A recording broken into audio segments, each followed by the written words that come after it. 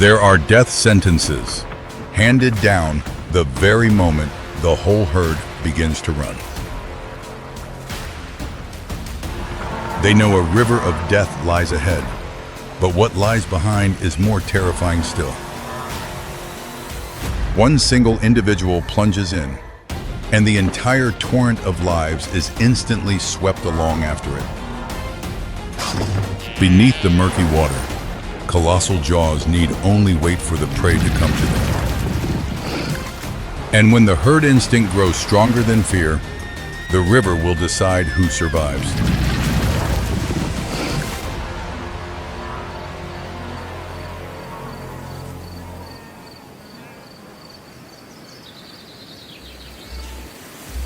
Each year, this stretch of river swallows nearly 10,000 lives, in exchange for a path onward for the whole herd. This is the price of the Great Migration.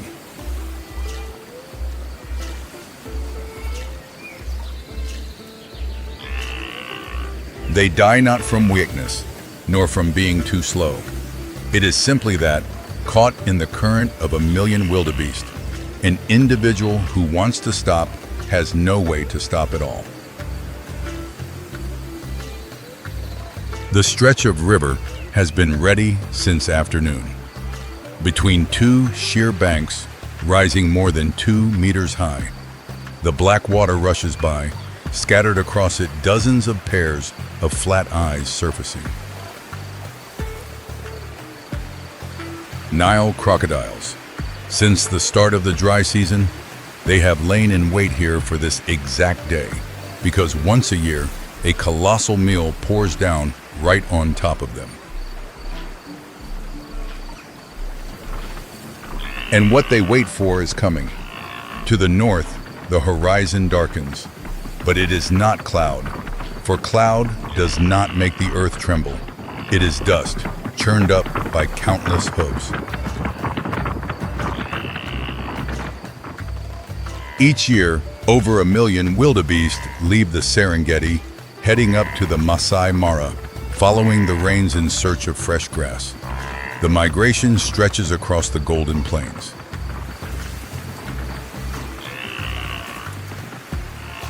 The first group has reached the bank, thousands of bodies flooding the edge of the cliff.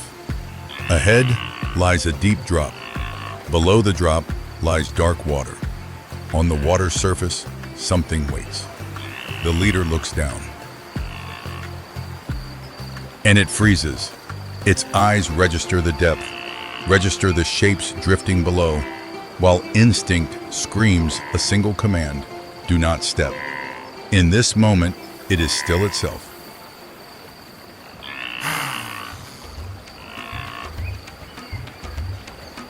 Snorting spreads along the herd's edge. Heads lift and lower in succession, hooves scraping again and again at the ground in unease. The whole riverbank falls into silence.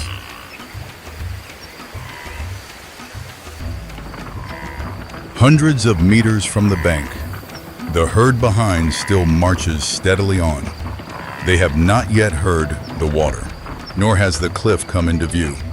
Before them lie only the bobbing backs of their own kind. The gaps between the layers of the herd narrow, then vanish entirely. Shoulder to shoulder, horn against horn. Each footstep from behind adds more pushing force, transmitted silently all the way to the cliff's edge. The whole front edge of the herd shifts forward, moving like one colossal living mass. The strip of land beneath their hooves keeps shrinking, while the rows behind advance on, unconcerned. The leader digs all 4 hooves into the rock, straining to anchor its whole body. But how can the strength of one individual withstand the force of thousands? The will to stop has ceased to mean anything. Off to the right, the cliff's edge lowers into a gentle, earthen slope. But the densely packed mass of bodies has sealed off every path to turn. The road to life lies right there, and no one can reach it. Then the hooves lose their grip entirely. It falls from the cliff, tumbling 2 meters down into the dark water. That empty space pulls the next one down after it, then the one after that. The chain reaction begins. In just seconds, the sound of the water is drowned out by the ceaseless impact of bodies. Seen from above, the whole cliff edge seems to be dissolving, layer after layer pouring down without pause. One has just touched the water, not yet regaining its balance, when the stream of bodies behind slams it into a somersault. They die, not from the fall, but because there is no space left to surface. The river's surface at the foot of the cliff is now packed solid with thrashing bodies. But far behind, the wall of dust stretching for kilometers still advances, unaware of what is happening.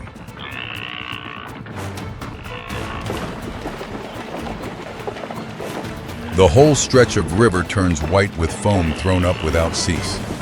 Then that white slowly fades, giving way to a murky pink spreading out from the tears in flesh and skin.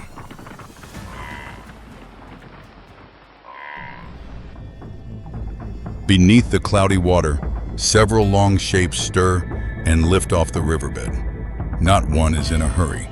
They ride the current, letting the prey drift toward them on its own.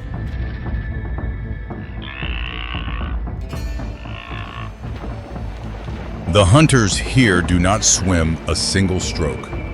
The current does all the work of delivering the prey, while they simply lie there, waiting for a body to drift past before their jaws. The jaws snap shut, gripping tight onto a leg that has just touched the water. That crushing grip leaves no chance whatsoever, and the entire massive body is dragged down beneath the dark water. It hauls the prey out to deep water and begins the death roll. 4 meters of body spin around its axis, jaws still clamped tight, leg joints tearing apart under the twisting force.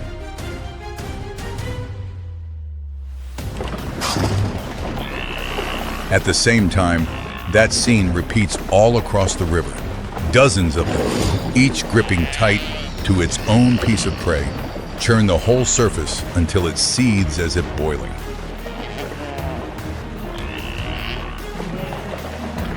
And yet, the greatest taker of lives today is not the crocodile.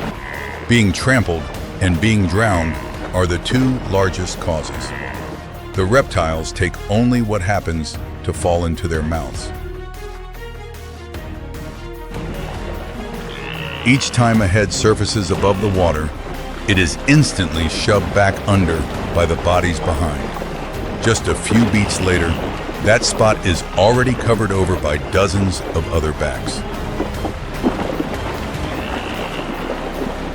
Only upon reaching the far bank do they find that this bank, too, is sheer rock. Hooves clutch at the slick stone, scrabble for a few beats, then slip. Both sides are sealed off, with only water in between.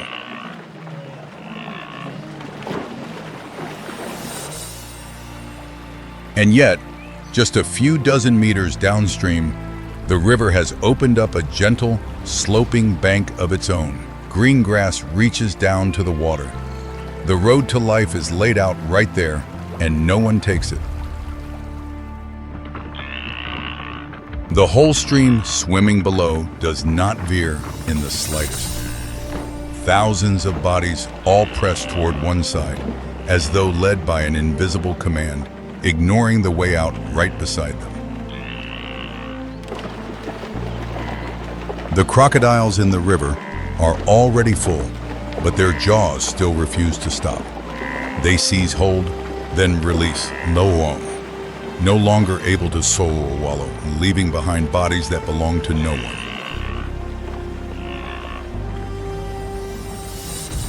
At the foot of the far cliff, the bodies pile atop one another. Those below sink slowly, while those up above use that very layer of backs as a foothold to climb up onto the rock. Then the very last ones also leap from the rock's edge, falling into the thick, congealed water. They surface and swim, weaving between the motionless backs, their legs treading on bodies instead of water. The Mara's surface gradually settles, revealing what remains. Hundreds of bodies drift downstream nose to tail, just like a migration, except this one will never reach its destination. The current calms. Bodies catch on tree roots, wedge among the rocks, wash up onto rotting logs. The stretch of river that screamed just moments ago is now strangely still, the water only swirling faintly around the dead. The vultures descend, their beaks curved like fishhooks. They tear off chunk after chunk of flesh from the bodies, none of them fighting over another.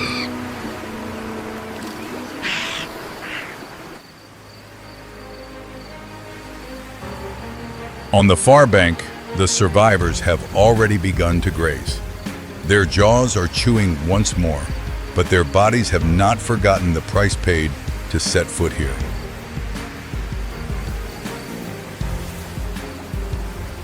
Even a river choked with bodies is not enough to make the migration stop. The herd continues on southward, while millions of others are still on their way, streaming in. Tomorrow, at this same cliff, the current will pour down again. The crocodiles will gape their jaws and wait once more. Will the next herd notice the gentle sloping bank, or crowd once again to the cliff's edge? This afternoon, on the gentle sloping bank, a female who escaped the ordeal quietly bows her head to eat, her belly already a little round. The life within her, next year, will stand before that same river on its own. Yesterday afternoon's chase footprints still imprinted on ground, leading to white bone fragments scattered in grass. Since before dawn, vultures have gathered, blackening the sky above. Overlapping footprints still remain intact on ground surface. They show prey changed direction many times in desperation, before being cornered into final open space. But on plains, one chase just closing is also moment another begins. Not far away, Thompson's gazelle herd still calmly grazes, completely unaware. Right behind herd, a pale yellow body, speckled with black dots, is slowly pressing close to grass patch. It silently advances, eyes never leaving prey ahead. Its target is a small Thompson, absorbed grazing having wandered far from mother. It's not yet experienced enough to recognize it has entered deadly crosshairs. The one lurking is a cheetah, most slender of all big cats. Through generations, from skeleton, muscles to build, all optimized for speed. And when distance is just right, it bursts from grass, launching over 100 kilometers per hour. But body temperature rises too fast. It only has about 30 seconds to finish the kill. Gazelle startles bolting away, continuously breaking direction with sharp swerves. Each time it changes direction, cheetah must adjust trajectory, eroding speed advantage. But time isn't on prey's side. Just waiting for one moment it loses momentum, cheetah extends front leg, sweeping into hind leg, toppling prey tumbling amid grass. It leaps clamping tight on prey's throat, squeezing until animal stops breathing.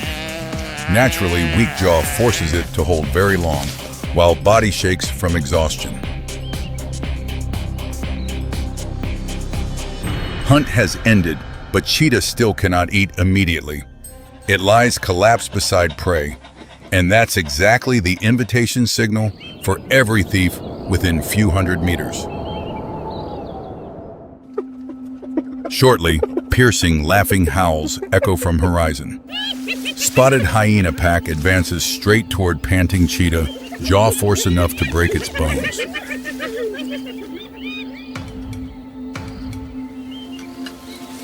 Confrontation is uneven. Cheetah reluctantly abandons prey, then leaves. 7 in 10 meals it catches are lost completely because of weakness after hunting. Hyena just claimed the meal when not far away, 2 round ears quietly rise amid sea of grass. A lioness silently locks eyes on zebra herd. In the pride, lionesses are primary hunters. Without bulky, revealing mane, she presses belly to ground, inching each step to close distance without prey knowing. Zebra can run faster than lions. Therefore, hunt success doesn't lie in speed, but in how close hunter can get before being detected. Just over 10 meters remaining. A zebra at herd's edge still lowers a head grazing. Right then, lioness bursts from grass, pouring all force charging straight into opponent's flank. Pounce isn't enough to topple it. Zebra rears violently, dragging hunter sliding through grass. 2 bodies lock tight in struggle, where one lapse also costs dearly. Suddenly, zebra's 2 hind legs sweep backward, channeling force into hard hooves, landing squarely on lion's head. This is the last self-defense strike evolution reserved for horse species. Right when kick creates opening, another lioness lunges from the flank, clamping tight on neck. 2 directions gripping simultaneously make zebra lose balance, then collapse fully. Hunt closes, but victory also leaves injuries. Primary hunter's fang has loosened. For predator species, broken teeth means many failed hunts ahead. Lion pride hasn't yet rested. From end of horizon already echoes rapid successive howls. A wild dog pack has just fully assembled, preparing to enter next hunt.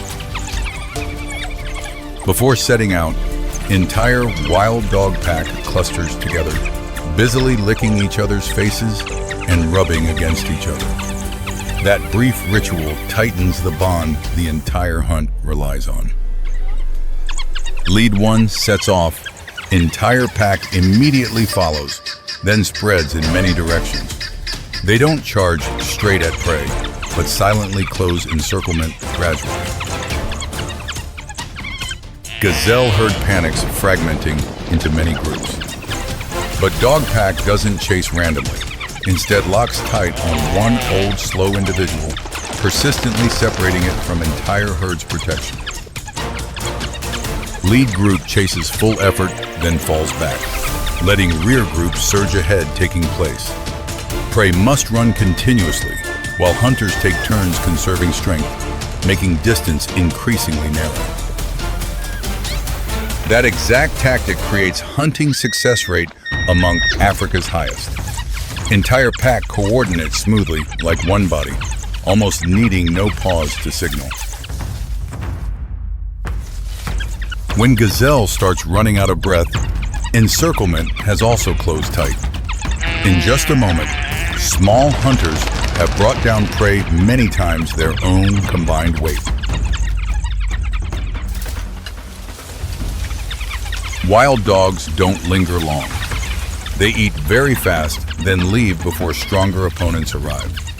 Keeping a meal, sometimes harder than hunting it. And sure enough, not long after, hyena shadows drift toward carcass remains. But jaws crushing even bones is only one of their many formidable advantages. Not only carcass collectors, their eyes now turn toward gazelle herd, still standing panting, not yet recovered after just escaping wild dog pack's chase. In that herd, one still hasn't regained strength after the death-defying run, legs trembling and falling behind. For hyenas, that's the perfect target. Entire group immediately spreads out, each one a different direction, surrounding panicking prey. They take turns lunging in, not letting it regain breathing rhythm or find escape route. Hyenas bring down prey in their own way. Instead of one fatal bite, entire groups simultaneously clamps and tears from multiple directions, making prey exhaust, then collapse. That same collective hunting style gives hyenas enough strength to confront even lions. The two species have not infrequently charged at each other, only for both sides named to leave with injuries. But lion's most fearsome opponent isn't hyena. On the horizon, a buffalo herd weighing nearly a ton each is advancing, bringing the most brutal battle of all. From northern riverbank, deep bellowing echoes far. A herd of hundreds of buffalo is wading across river, curved horn pairs rising like a moving wall.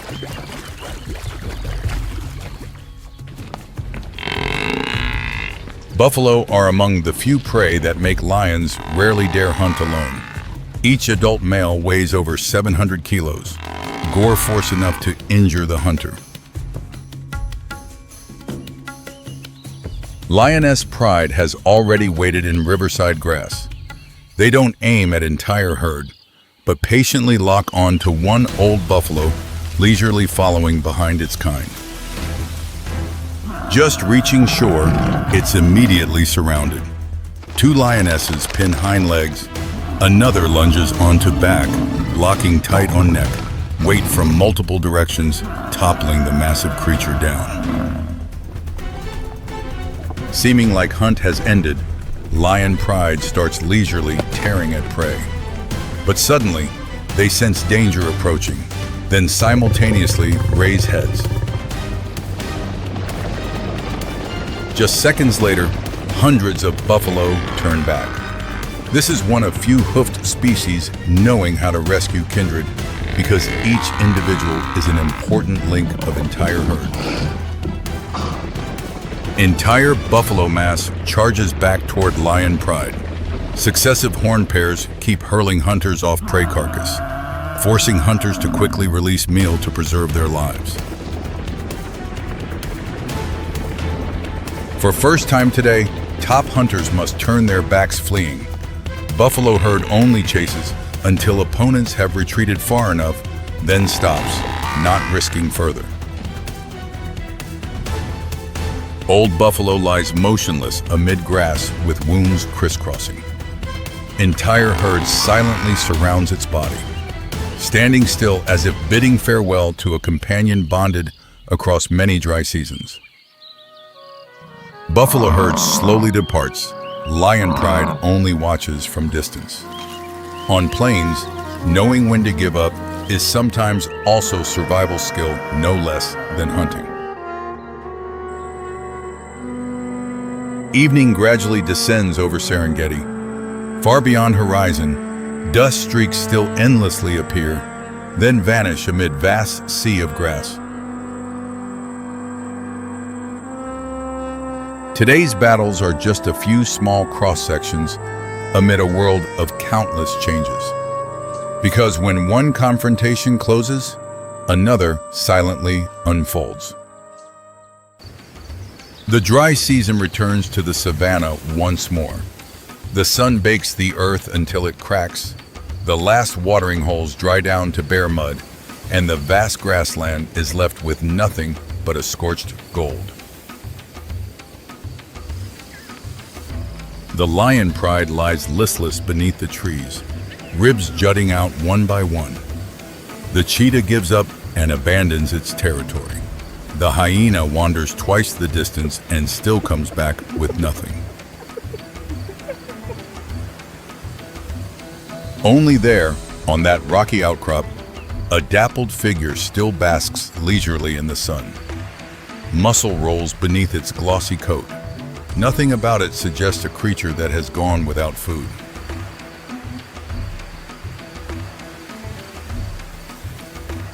This is the leopard, the famed lone wanderer of the savannah.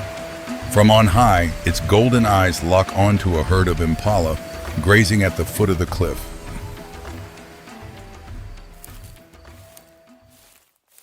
The leopard silently pours itself down the base of the cliff, smooth as a ribbon of silk drifting along. It flattens its body and crawls across the grass, the rosettes on its back blending into the dappled shadows of the ground. Step by step, the distance shrinks. It presses in behind a dry thorn bush, eyes locked on the impala, patiently waiting until only a few strides separate them.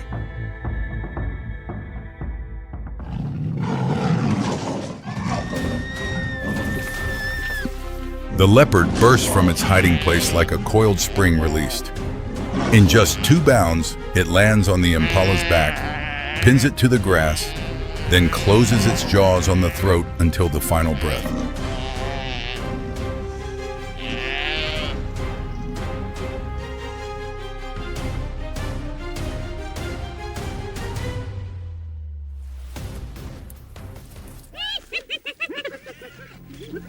Before long, the scent of blood reaches 3 damp noses downwind. 3 spotted hyenas rise slowly to their feet, their round ears pricking up with excitement. Three hulking shadows come charging in, aggressive and making no effort to hide. Still crouched over its prey, the leopard lifts its head, ears rising at the sound drawing ever closer. It lets out a low, resentful growl, then backs away from the fruit of its own labor. For it knows all too well, a single wound is enough to end an entire solitary life.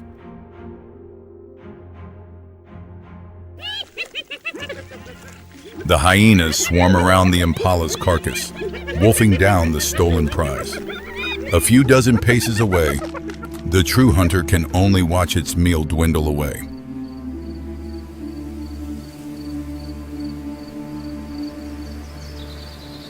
It turns its back and walks off, its gaze still lingering on the towering acacia canopy behind it.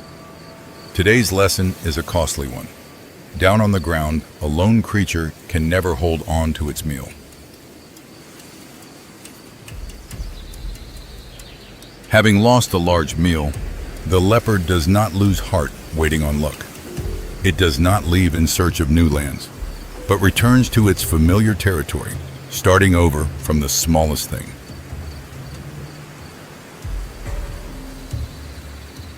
Just half an hour after losing its prey, it has its first bite.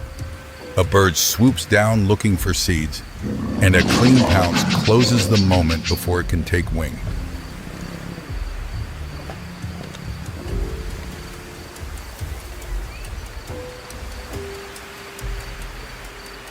A little later, it wades into a shallow stream, its paws plunging down to snatch a fish. For a leopard, a single day can mean 10 small meals, and that is its secret.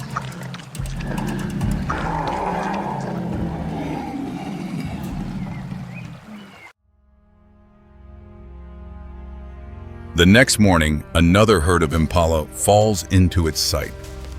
But the first thing the leopard notices is not the antelope. It is the acacia casting its shadow right beside them.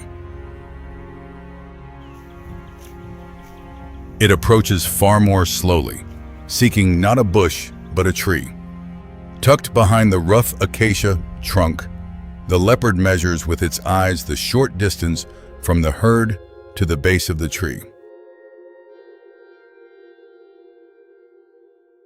A male impala grazes absent-mindedly, turning its back toward the acacia. The leopard springs out from behind the trunk, slamming it down before the horns can drop into a defensive stance. But this time, instead of resting beside the carcass, it rises at once. Its jaws clamp firmly onto the impala's neck, dragging the heavy body straight toward the base of the tree. The high fork of this tree now becomes the leopard's private kitchen.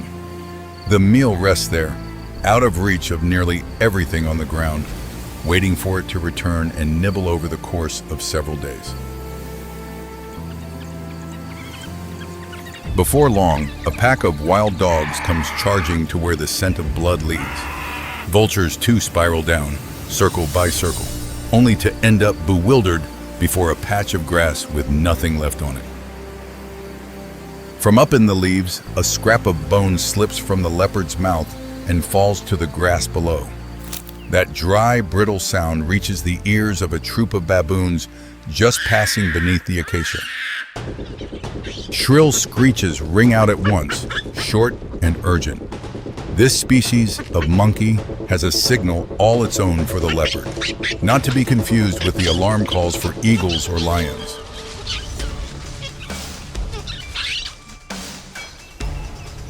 The troop rushes off in an instant, leaving behind one clumsy little one. On instinct, it scrambles up the tree beside it, the place that has sheltered monkeys from danger for generations. Sadly, the tree cannot save it from this one. Abandoning the impala carcass, the leopard seizes the young monkey. On a single branch in the heart of the barren dry season, there are now 2 meals all for itself. Having lost one of their young, the whole troop wails piteously at the foot of the tree. But that desperate cry is a signal every predator in the region knows by heart. And then, what answers the monkey's cries is a low roar that shakes the very ground. From the grass to the west, the dark mane of a male lion slowly emerges.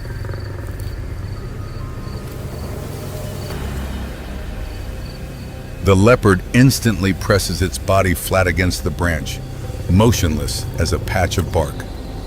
Its spotted coat blends into the flickering play of light and shadow until it dissolves into the leaves. Only when the dark mane vanishes behind the grass does it dare breathe steadily again. Just now, what saved its life was not fang or claw, but a coat of fur and a few sprigs of leaves. Waiting a good while longer, it finally slips down to the ground and quietly makes its way along the edge of the grass.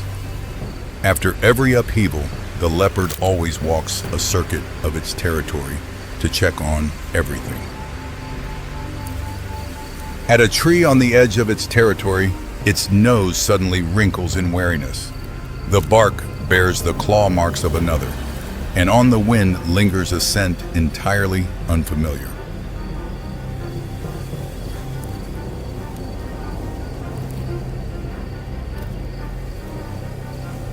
The strange scent leads it on a stretch further, to a place where another leopard stands still in the grass.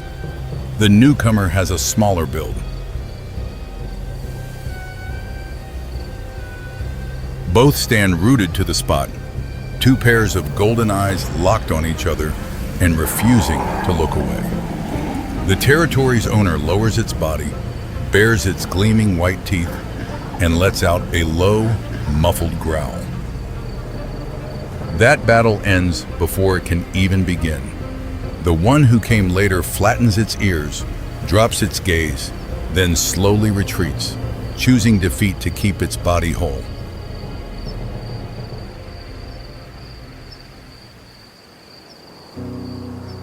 That forbearance is not cowardice, but the calculation of a lone wanderer. With no kin to care for it, it must keep this body intact at all costs.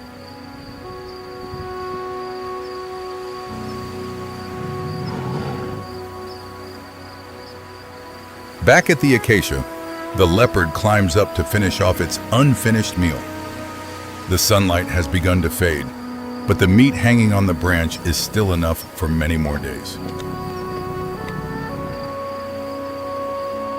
Right beneath its feet, columns of ants silently haul away the fallen scraps. Even a meal hidden high above ends up, in the end, sustaining countless other lives.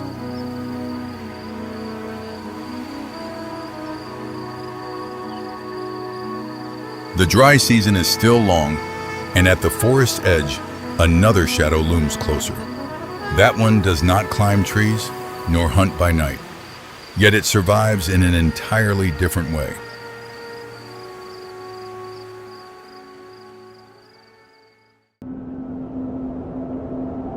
Dawn over the Grumeti River, early daylight paints the murky water surface golden. Thin mist rises, landscape quiet. Even a small movement becomes obvious. On the sandbar, overnight traces tell what happened. Footprints going into water, then returning, but also streaks going only one way. The river is the only water source in dry season, but also the boundary between life and death. This morning's flat surface guarantees nothing about what's below. On the other side of burnt grassland, hundreds of wildebeest advance toward the riverbank. Red dust rolling with footsteps, low calls echoing far, thirst forcing them to approach despite risks. They're Africa's largest migratory species. With millions of individuals moving seasonally, the river becomes the most dangerous challenge on the journey.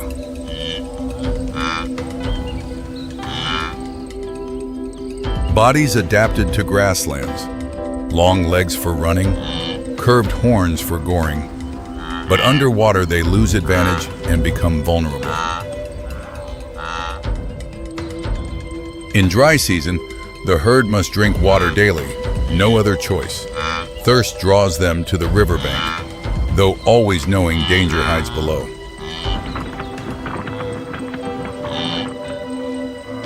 The herd stops about 10 meters from shore, intently observing the water surface.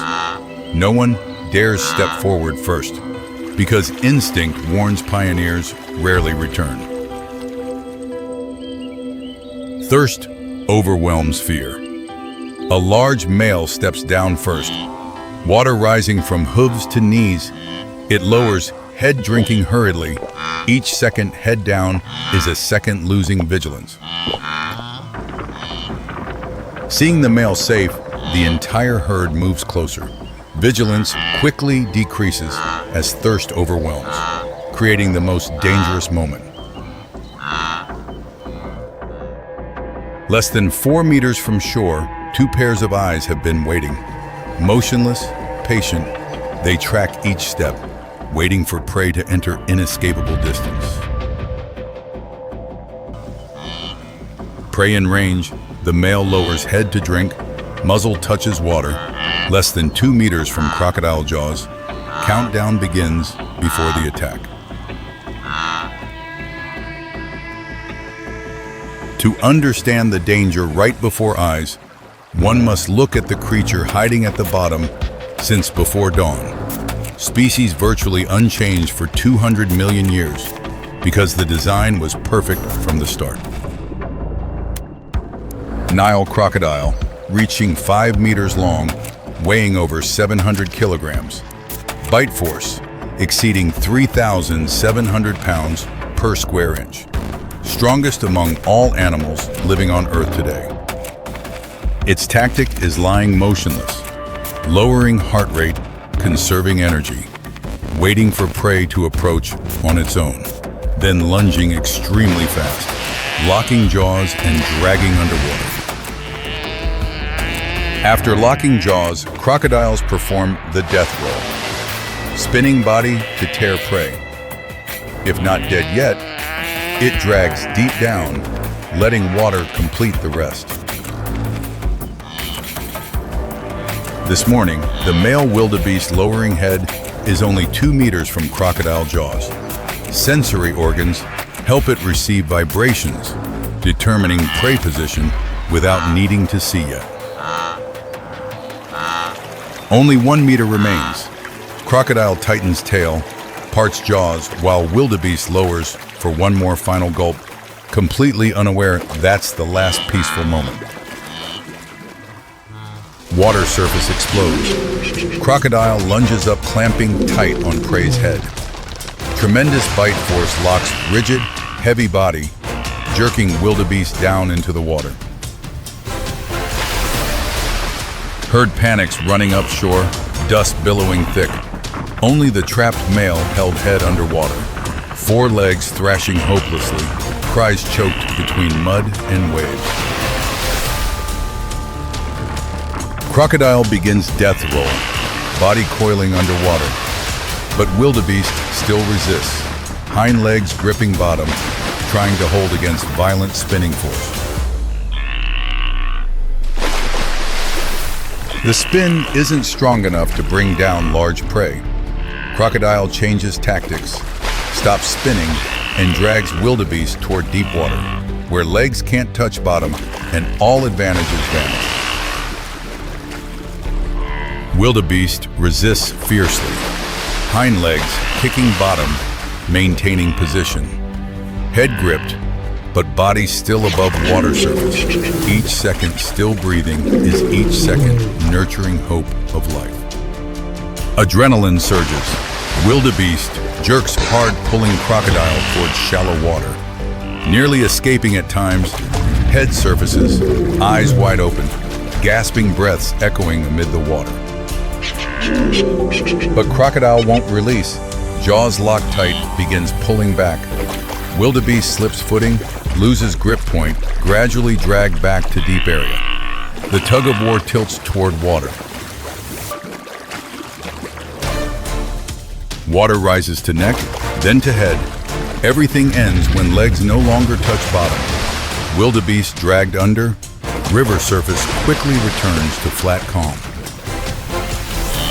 On shore, wildebeest herd stands silently watching the river surface. No calls, only eyes fixed on where their kind just disappeared. Heavy atmosphere enveloping. Underwater, crocodile drags carcass to deep area, securing to tree roots. It doesn't eat immediately, but lets prey soak for days to soften, then tears gradually. The river just took a life, but the entire herd's thirst remains unchanged. And the Grumeti River is the only water source within 20 kilometers radius. 2 hours later, the herd returns to riverbank, steps slower, keeping distance farther. No one dares lower head drinking too long, though thirst still urges. They take turns drinking water. A few lower down, the rest vigilantly observe. Each small ripple also makes the whole group flinch back warily. Below water surface, another crocodile has positioned, smaller and lying close to shore. Blood scent from the previous attack still spreading, silently attracting more predators. Water surface explodes again. Crocodile lunges up close to shore.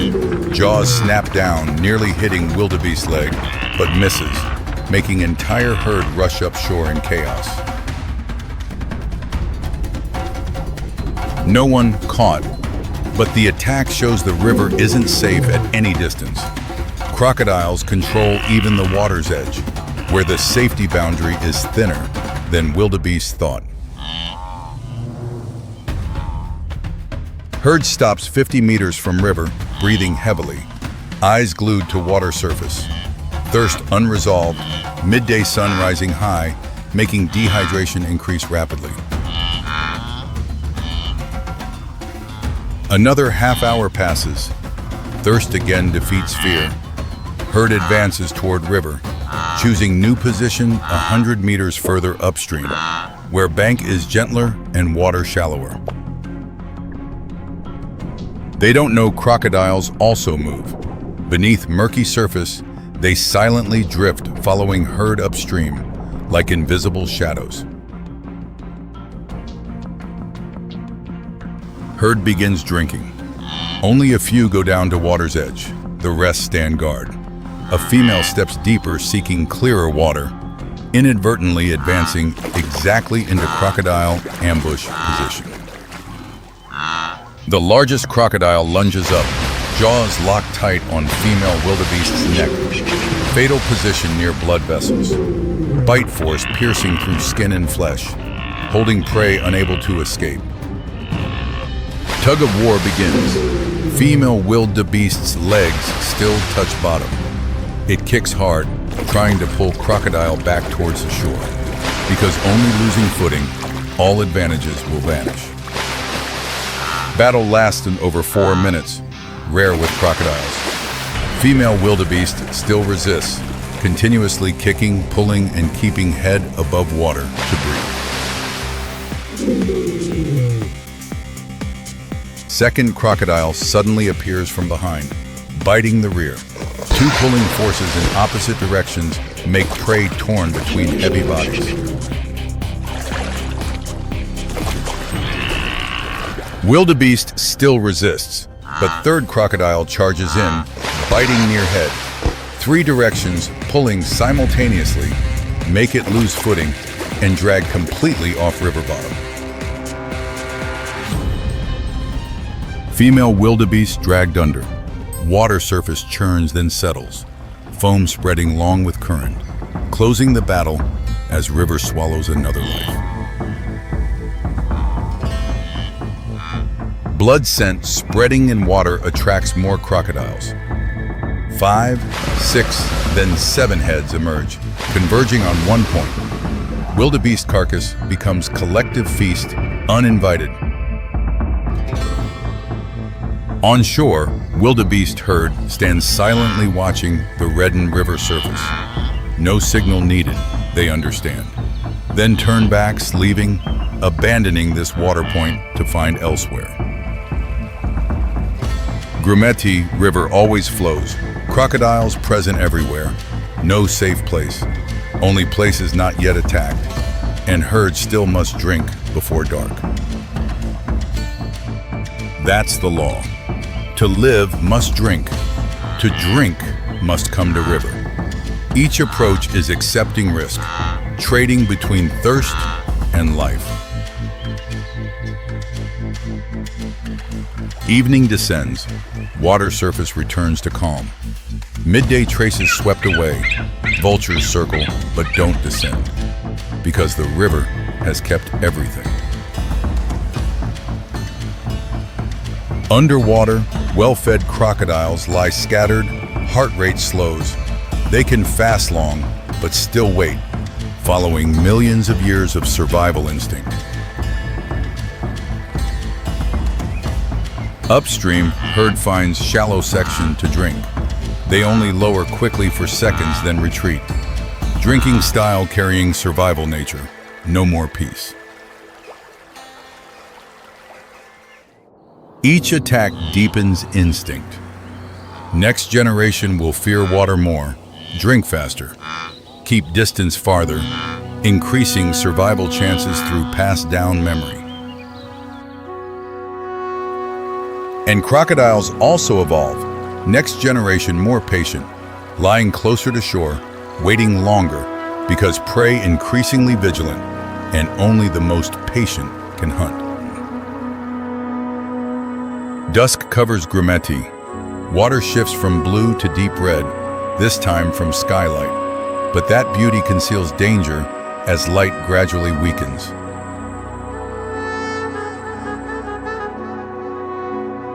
Wildebeest herd retreats deep into grassland, resting at night, sleeping standing vigilantly. Tomorrow morning, when thirst returns, they'll hesitate before the river again and step down again. In nature, life always comes with trade-offs. Wildebeest need water, crocodiles need prey, and the river connects these two needs in daily survival loop. Night blankets, grumeti. Frog calls echo along shore. Hippos call amid stream. Water surface shifts to another world where new dangers continue unfolding. On river bottom, crocodiles lie motionless, conserving energy. Though resting, sensory organs still operate, ready to react to any vibration. Night wind blows along grumeti. Water surface ripples lightly under moon. Blood traces washed clean, sandbar flat and calm. By morning, no traces remain of what occurred. Moon rises high, river still flows as for millions of years. Water surface flat, calm, beautiful, and inviting. But the question each prey must answer each morning remains unchanged. Drink or not drink, live or not live. Sand surface temperature has exceeded 60 degrees. Air bent, turning everything distant into mirages flowing blurred on the horizon. Yellow scorpion seeks shade, nestling into rock crevice to avoid sun. Outside, under high-temperature rocks begin cracking from thermal expansion. Heat presses down on Sonoran like invisible weight. Owl hides in tree trunk avoiding sun. Under thornbush, jackrabbit presses flat to ground, dilating blood vessels in ears to radiate heat. But beneath scorching sand layer, ground surface shifts slightly. Horned lizard emerges, dusting sand with transparent eyelids before stepping into heat level. All other species are avoiding.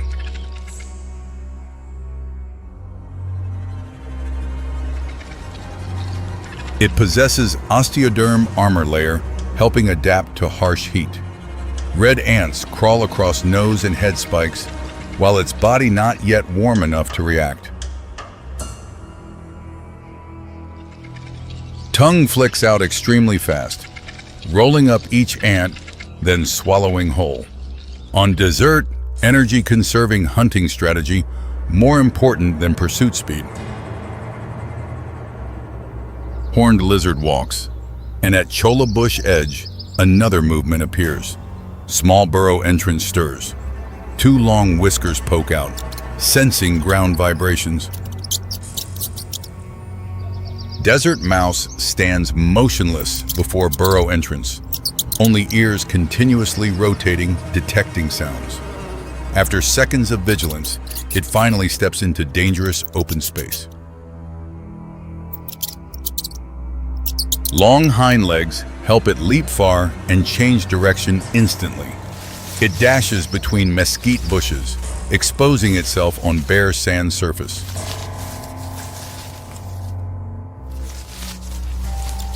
It's searching for seeds, but never losing vigilance about surrounding environment.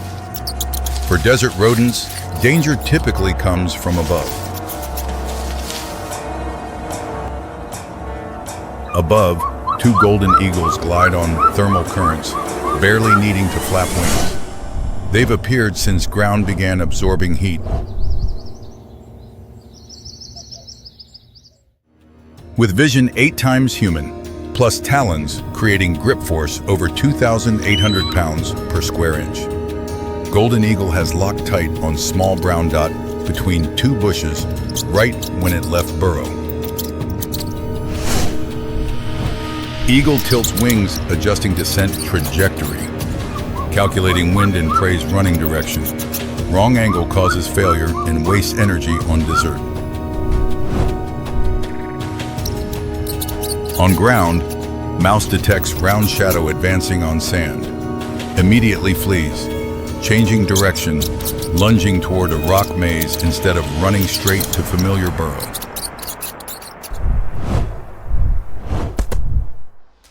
Eagle talons stab into sand where mouse just stood. It watches prey. Mouse continues running, carrying first trace, opening hunting signal. Mouse rushes into maze of stacked granite rocks, making eagle unable to approach. Shade reduces heat significantly. But this terrain is also shelter for other predator species. Rock rattlesnake has necrotic venom. Thanks to heat pit, it detects mouse through very small temperature difference before seeing and begins rattling tail.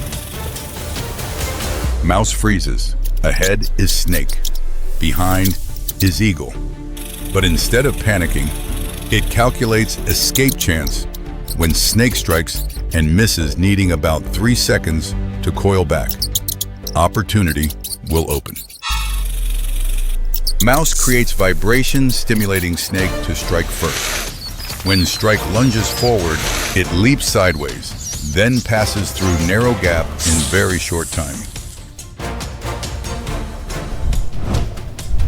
Right then, eagle lunges into rock gap following mouse direction. Large movement brings it into defense reflex range of agitated snake.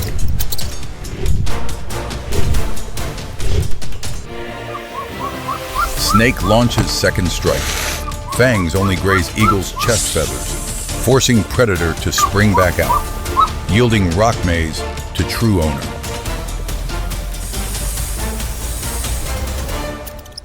Mouse escapes maze from west side. It breathes heavily, legs beginning to feel heavy. Ahead is bare sand plain, but behind is pursuing eagle. Two eagles coordinate above. One forces direction, the other waits ready at strike angle, creating pincer position, leading mouse right into attack trajectory.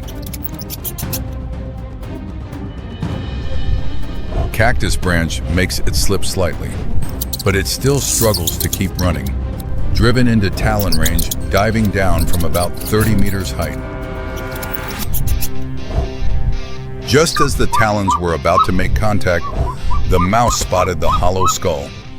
Its hind legs kicked off, and it changed direction, diving straight in and vanishing as the talons snapped shut over the top of the cranium. The skull creates a natural shelter. The narrow eye sockets prevent the eagle's beak from reaching deep inside, while the bone layer keeps the temperature significantly lower than the open sand. Eagle perches on skull, continuously pecking into open gaps, but mouse still lies deep inside skull cavity. Tug of war between desert's strongest and hollow skull begins. 5 minutes. Sun scorches sand surface, but skull remains cool thanks to heat reflection and light convection.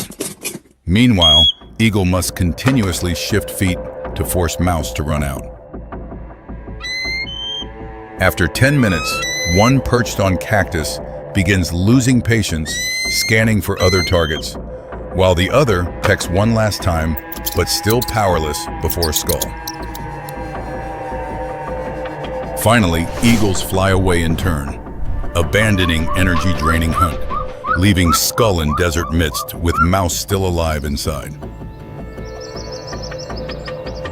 Mouse pokes whiskers from eye socket, checking vibrations and shadows on sand, then crawls out, dusts sand from fur, and runs to nearest burrow. Escape ends. By reflexes faster than eagle talons, body twist making snake miss strike, and a hollow skull lying right where no one expected.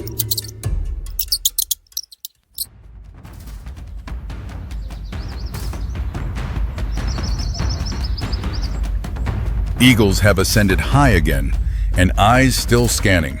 From afar, they detect new movement racing fast among cactus bushes.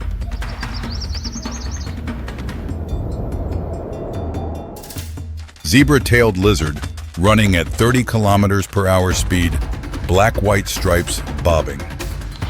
Being pursued by collared lizard, specialist eating smaller kindred, chasing behind. Collared lizard, with large head and powerful jaw force, completely focused on prey ahead, not at all recognizing predator shadow marked on sand. Zebra-tailed lizard dives underground. Pursuer behind stops in open area. It halts observing but doesn't see prey anywhere.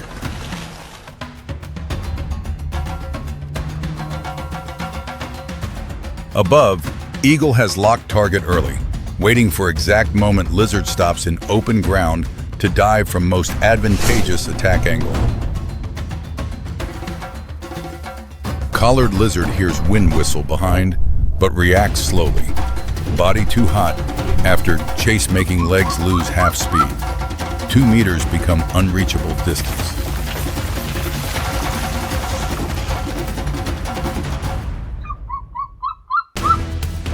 Eagle talons clamp tight around lizard body and lift it from sand surface. Amid open space, with no rock gaps or shelter, all escape chances vanish.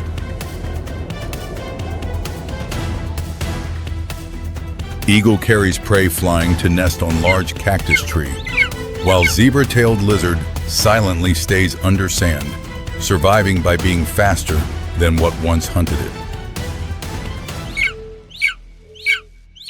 Eagle perches on cactus tree feeding its young. Lost small mouse but gained larger prey instead. Enough one meal for its offspring. Desert food chain continues operating.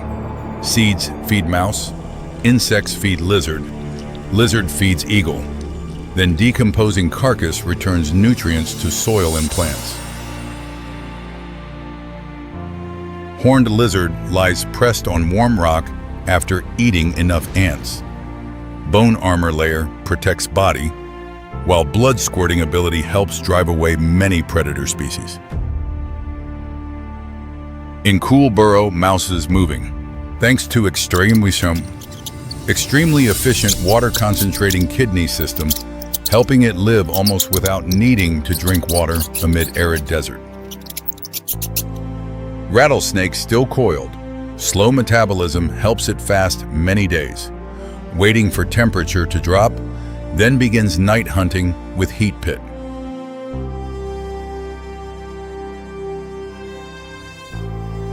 Dusk touches Sonoran. Sunlight gradually shifts to orange-red, while desert rocks begin radiating heat, absorbed throughout the long day. Desert changes shifts. Horned lizard prepares to bury itself in sand. Eagle stops hunting. Scorpion leaves rock crevice, and mouse pokes whiskers out burrow entrance again. Now is safest time. Rattlesnake crawls from maze, continuously flicking tongue and scanning heat. Where once was daytime shelter, now becomes nighttime hunting ground. Sonoran Desert spans over 300,000 square kilometers. With extreme temperature range, creatures here must adapt to daytime heat or nighttime cold to survive. Each species carries unique survival strategy, but all adaptations have limits. No one is perfect, only the most suitable. From above, the East African savanna appears as an endless golden canvas, where the shadow of large wings glides silently in parallel with a dark streak moving close to the ground. Beneath an acacia tree, a pride of lions rests after a meal. Bloodstains still ring their mouths, completely unaware of the brown eagle circling overhead and gradually lowering its arc. Under the low grass nearby, a black mamba nearly 3 meters long slides across a trail, carrying in its fangs enough venom to kill 10 grown adults.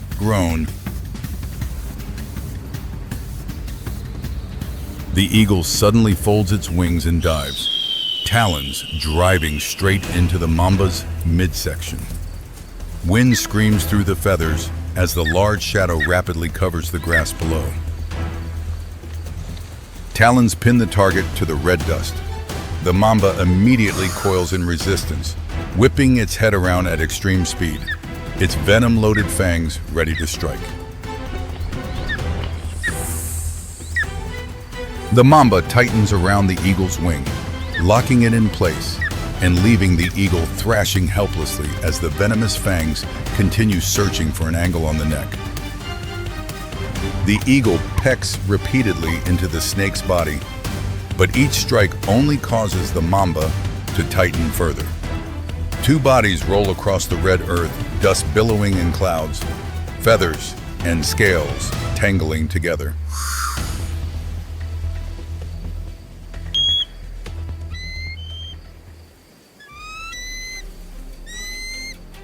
The sound of the violent struggle causes the lion pride to raise their heads. Two females rise and move slowly forward, curiously watching the cloud of red dust rolling up along the trail.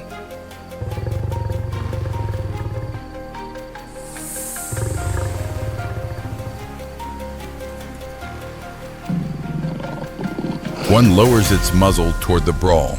The mamba immediately releases the eagle's wing, rears its head high, spreads its hood wide, and lets out a loud hiss of warning. The lioness stops. It recognizes that what stands before it is not prey, but a venomous threat. The mamba slowly slides out of the red dust and disappears into the low grass. The eagle snaps upright, spreading wings that are now slightly misaligned. Both lions still stand nearby as it fans its neck feathers and opens its beak in warning after the life or death struggle. The two lions advance no further. The eagle quickly gathers itself and labors heavily off the ground, circling once before fading into the rising thermals above the savanna. Beneath the low grass, the mamba has vanished, leaving behind a patch of earth that even the top of the food chain chose to avoid.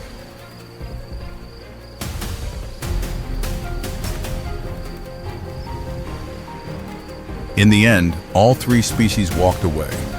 No true winner, only creatures that understood survival sometimes matters more than continuing the fight.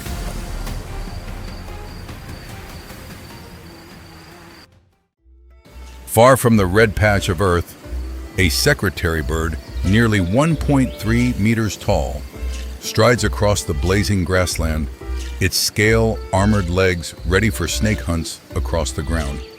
For this bird, the legs are the weapon, thick scales resistant to venom and kicks of tremendous force, moving steadily through the dry grass in search of the next prey. Ahead, a cobra nearly 2 meters long slides across open ground. The secretary bird immediately halts, lowers its neck, and holds a safe distance.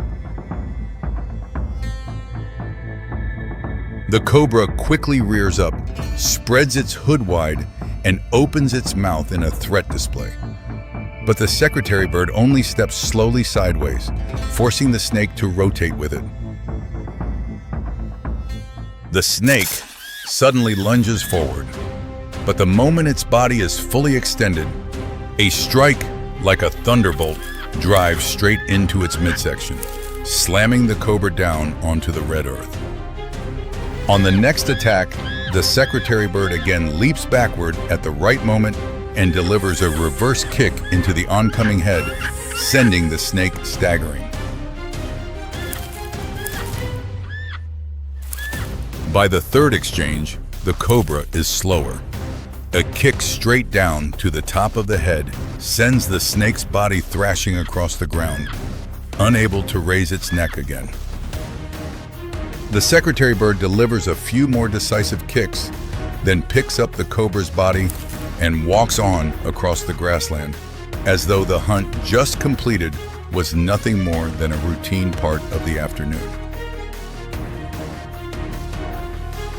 It will continue sweeping through the grass until dusk, using its long legs and patience to bring down one snake after another with precise strikes.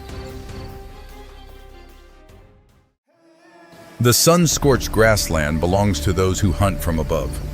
But to the west, among red rocks and scorching thorn bushes, another snake hunter appears, one that works at ground level through pure speed. A semi-desert stretches with cracked red rock and scattered cactus, as a small shape darts through the gaps in the stone so fast that the dust has not yet risen before it is gone.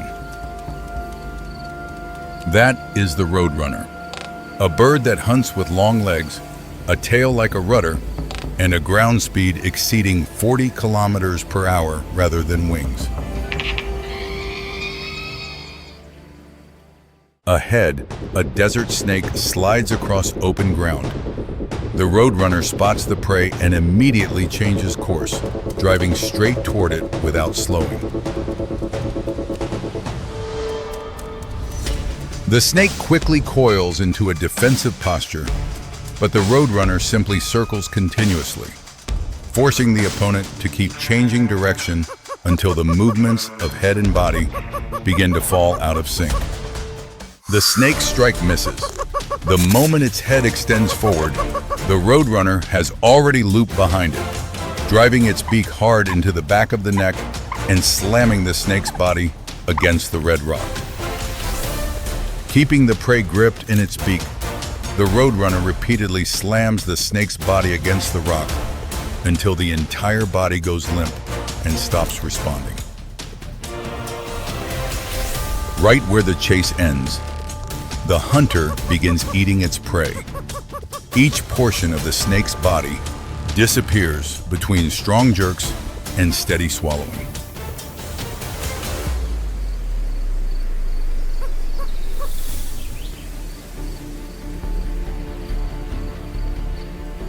On this arid land, the window of survival is always brief.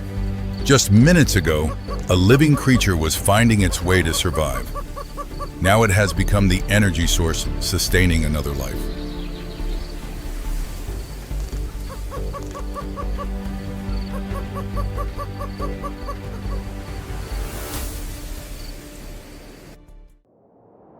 Across the savanna and semi-desert, each bird hunts in its own way. One uses talons, one relies on the force of its kicks, and the roadrunner depends entirely on speed. Every snake hunt between savanna and semi-desert is a gamble, because just one successful bite from a black mamba or a cobra is enough to end the hunter permanently. The eagle survived that morning because the mamba's fangs glanced off the thick neck feathers. Had they pierced the skin, the venom would have brought it down from the sky within minutes.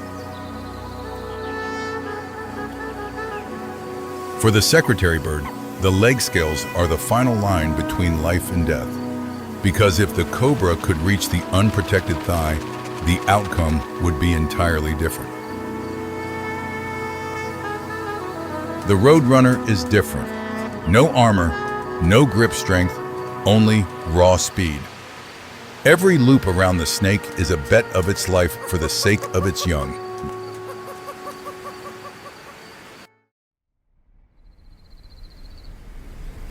The brown eagle perches on a dry branch, wings pressed to its body, waiting for the bruised muscles to recover after the struggle. Further out in the afternoon grassland, the secretary bird still paces slowly through the yellow grass, knowing snakes are most active as temperatures begin to fall.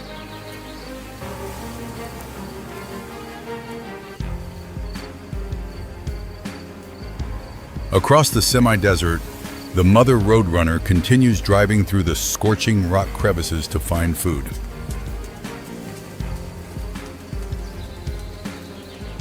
And beneath the acacia tree, the lions still lie there. And every time the wind stirs the grass ahead, they immediately raise their heads and look toward the place where the mamba once disappeared. Tomorrow, the eagle will circle the sky again. The secretary bird will step through the yellow grass, and the roadrunner will continue racing through the red rock.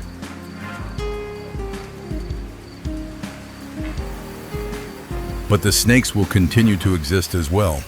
The race between talon and venom has no finish line, only the next round.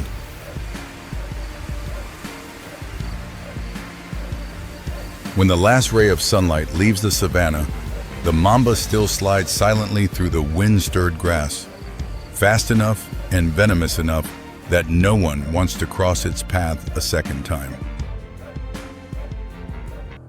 8 small legs glide across damp earth after rain.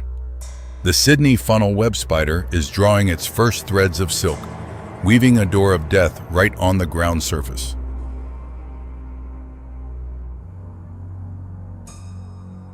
In Australia, a continent isolated for tens of millions of years, even the smallest creature can carry the most fearsome weapon on the planet. In the funnel web, the male is usually smaller than the female, but its venom is more potent. Within its body is a trichotoxin, a neurotoxin of particular danger. A cricket accidentally touches a signal thread.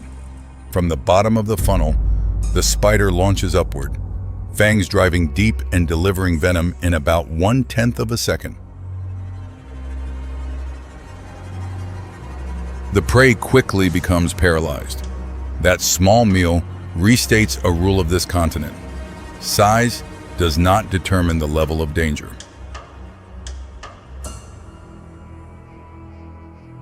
When the dry season arrives, the damp soil gradually disappears. The male must leave the burrow and cross open ground, exposing itself to countless risks. It can bring down prey with a dose of venom smaller than a single droplet of dew. But in the rainforests of the north, another predator has chosen the complete opposite approach. Below the dry forest, a rock wallaby is leisurely grazing on young leaves beneath sparse canopy.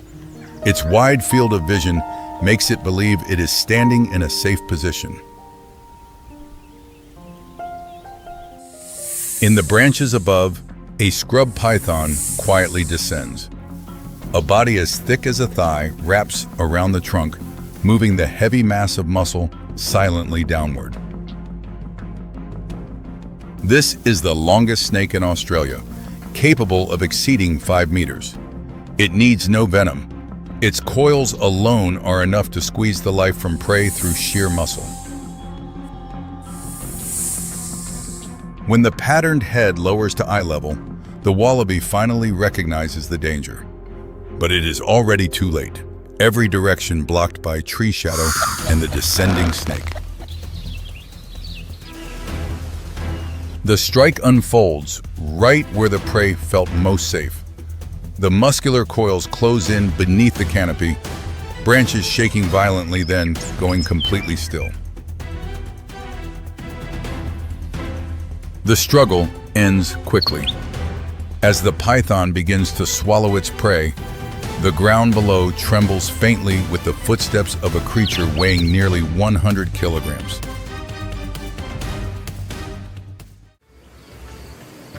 The earth of Australia's interior cracks under blazing sun.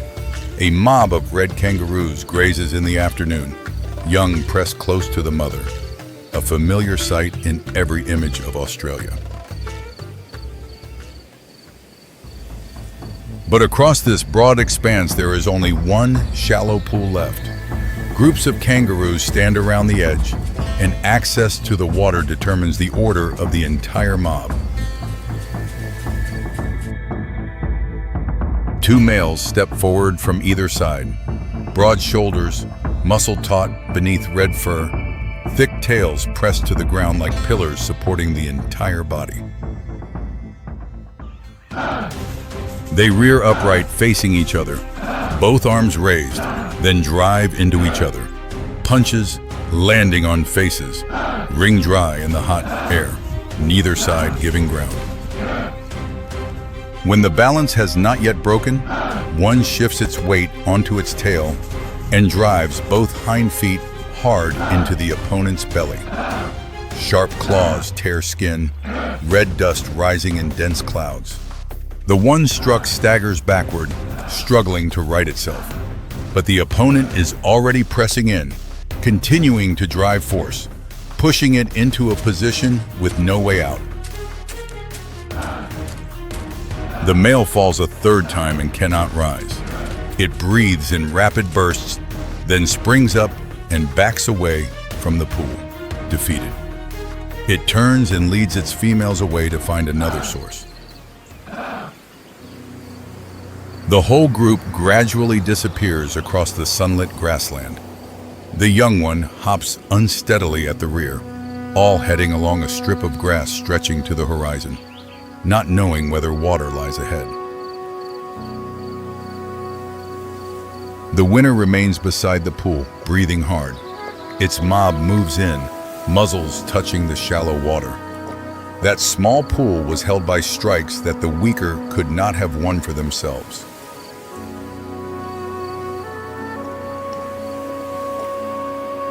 The young one tucks into the mother's pouch, eagerly drinking the life delivered through each mouthful of milk. On the dry grassland, every drop of water today is exchanged for one more day of living.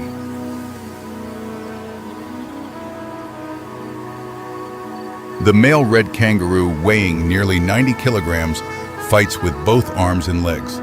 It licks its forearms to cool down, the body carrying no sweat glands the way many other mammals do.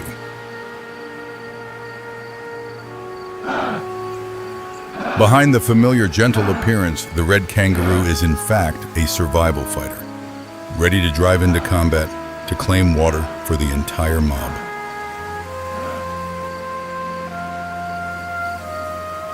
But even the winner is losing water with every breath.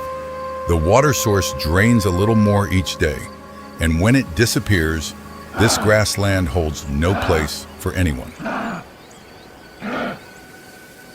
Kangaroos use strength to secure water, but deep in the arid interior, there are creatures that live in an entirely different way, quietly, needing to fight no one for anything.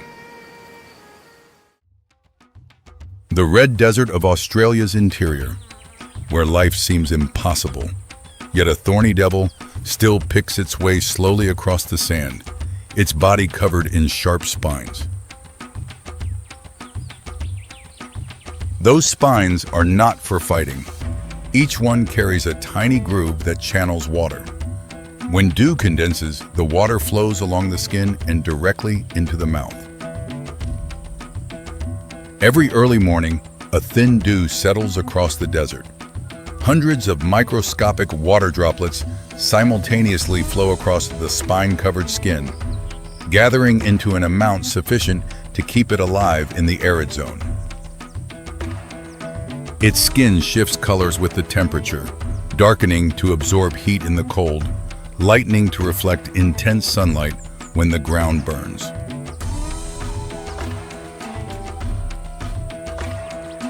Behind its neck is a perfect false head.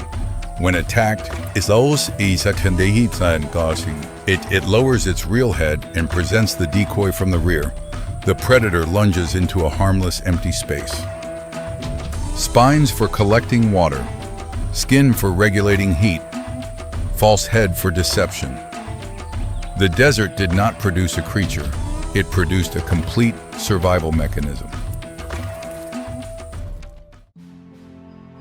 Deep in the eucalyptus forest, sunlight filters through long drifting leaves. A koala curls on a high branch, half dozing, waking only long enough to eat.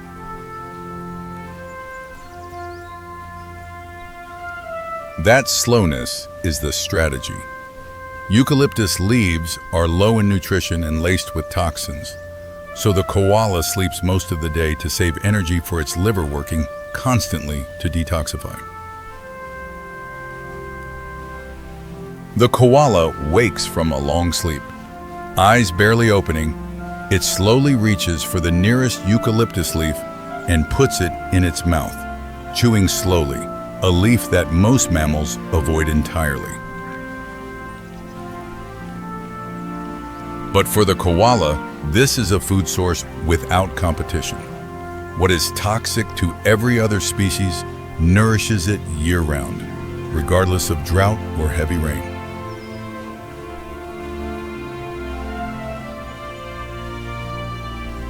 After a few leaves, it closes its eyes again. A koala's day consists of almost only two states: eating and sleeping with fewer than 1 hour of wakefulness. That very slowness creates an unusual advantage. Needing very little food, very little movement, very few enemies. The koala endures steadily right in the middle of a place where most other species struggle. Australia, an isolated land where every rule is overturned. The smallest carries the most fearsome venom. The gentlest fights the most fiercely. The thorny devil draws water from dew through its spines, while the koala turns toxic leaves into a meal exclusively its own. Each species has found a way out that exists nowhere else. None of this is an exception. It is the outcome of tens of millions of years of separation, where evolution quietly rewrote every definition of the strong and the surviving. And the koala still sleeps on the eucalyptus branch, opening its eyes only when the time comes to put one more leaf in its mouth.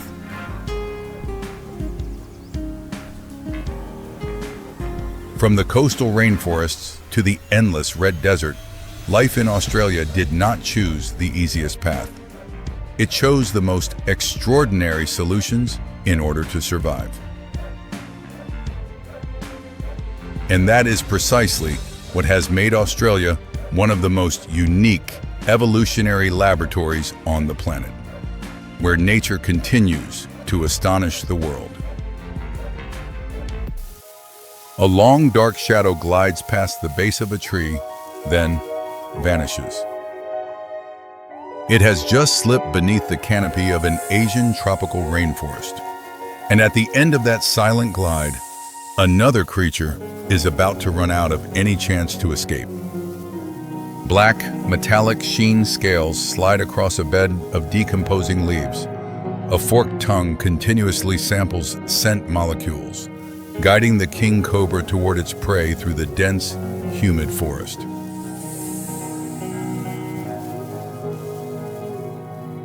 While most venomous snakes hunt rodents, the king cobra dominates the food chain by preying on other snakes, including smaller cobras within its own territory. From South Asia to Southeast Asia, across India, Thailand, and Indonesia, millions of square kilometers of humid tropical forest stretch beneath nearly year-round heavy rains. High temperatures and humidity create ideal conditions for the king cobra, the longest venomous snake on Earth, to reign over the tropical forests of Asia. It can exceed 5 meters in length. A broad diamond-shaped head, black scales with a golden metallic sheen. It is not the largest snake, but it is more dangerous than any snake ever recorded. Its primary weapon lies not in muscular strength, but in its extraordinary ability to locate prey with pinpoint precision through chemical signals and ground vibrations. With each flick of the tongue, millions of scent molecules are transferred to the Jacobson's organ, allowing the brain to construct a detailed chemical map of the entire surrounding forest. A few dozen meters away, a small python was still slowly slithering across the layer of decaying leaves, unaware that its every movement had already been locked onto from the darkness. The king cobra raises its forepart and holds its body motionless. The forked tongue continuously checks chemical signals to precisely calculate the attack distance. It lunged forward. Its 5-meter body shot out like an arrow released from a fully drawn bow. The smaller python had no time to turn its head before the upper jaws struck the fragile scales along its neck. 2 fangs, each over a centimeter long, pierced through the thin scales. Neurotoxic venom is injected directly into the body, and rapidly spreads through the circulatory system. The toxin quickly paralyzes the central nervous system, severing the control signals between the brain and muscles. Breathing begins to fail almost immediately. The king cobra widens its jaws. The skull joints flex apart, opening a gape far beyond normal limits. From the head, the prey begins to be swallowed slowly and precisely. Scales slide down the throat, a body nearly a meter long gradually disappearing into the darkness, leaving behind only a faint drag mark on the ground and a thick, heavy silence. In the wild, king cobras typically live alone. Each individual controls a wide hunting range to reduce competition for food with others of its kind. But in the dry season, as water sources dwindle and prey becomes scarce, even the most firmly respected territorial boundaries begin to collapse. Two king cobras come face to face on the same trail. Both recognize that the food source ahead is too valuable to retreat from.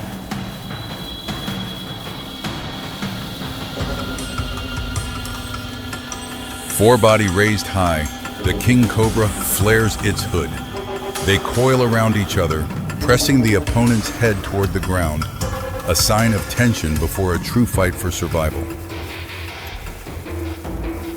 The wrestling match can last many minutes, but when one side is exhausted and loses the ability to resist, the line between rival and prey sometimes disappears entirely.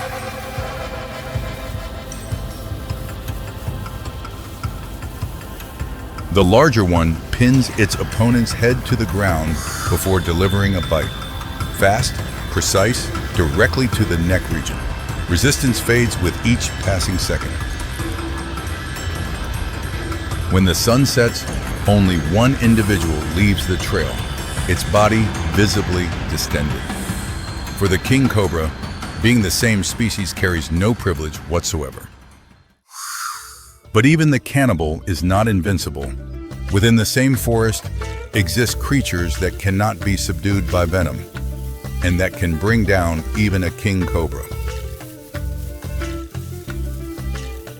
The mongoose, sharing the same forest, possesses lightning-fast reflexes and a nervous system with acetylcholine receptors that reduce the impact of snake venom. The honey badger is equally renowned for its thick skin and high pain tolerance, allowing it to engage venomous snakes with an aggression few other species dare attempt. But the greatest threat does not come from the ground. It comes from a direction for which the king cobra has almost no evolved defense mechanism.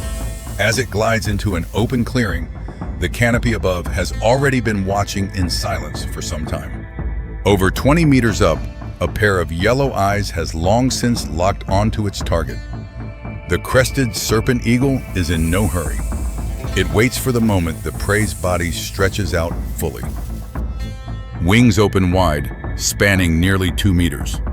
The dive unfolds in absolute silence. No beating of wings, no warning, only the air torn apart. Curved talons lock onto the neck and midsection. Each talon, over 5 centimeters long, pierces through the scales, swiftly lifting the prey clear of the ground.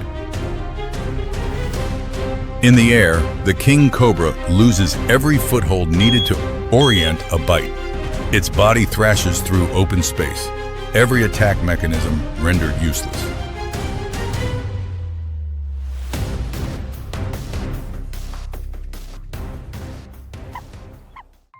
In the Asian tropical rainforest, position in the food chain is always shifting. Even apex predators can become prey under unfavorable circumstances.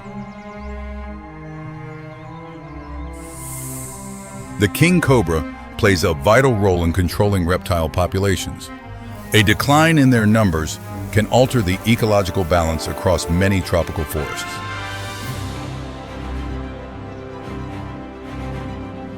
When smaller snake populations grow unchecked, the predation pressure on ground nesting birds, amphibians, and insects shifts accordingly, affecting the entire ecological chain. But not every king cobra ends up in an eagle's talons. Some females live long enough to enter a remarkable breeding season.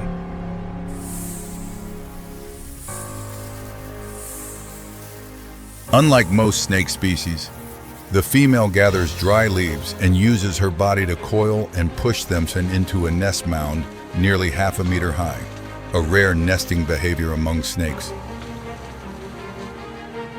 Eggs are laid within the decomposing plant matter. Heat generated by the decomposition process helps maintain a stable temperature throughout embryo development. The female typically remains near the nest for several weeks, minimizing foraging activity to protect the eggs from predators and environmental fluctuations. Even as another individual was taken by an eagle moments before, the female continues to guard the nest.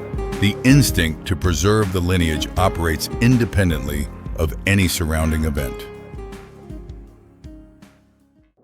In the Asian tropical rainforest, life runs on competition, predation, and constant adaptation. No species stands outside the ancient laws of survival. The king cobra is not a symbol of cruelty. It is the product of millions of years of evolution in an environment where a single mistake typically means death. Today's hunter may become tomorrow's prey. And tomorrow, there will always be another species standing one rung higher in the same ecological cycle.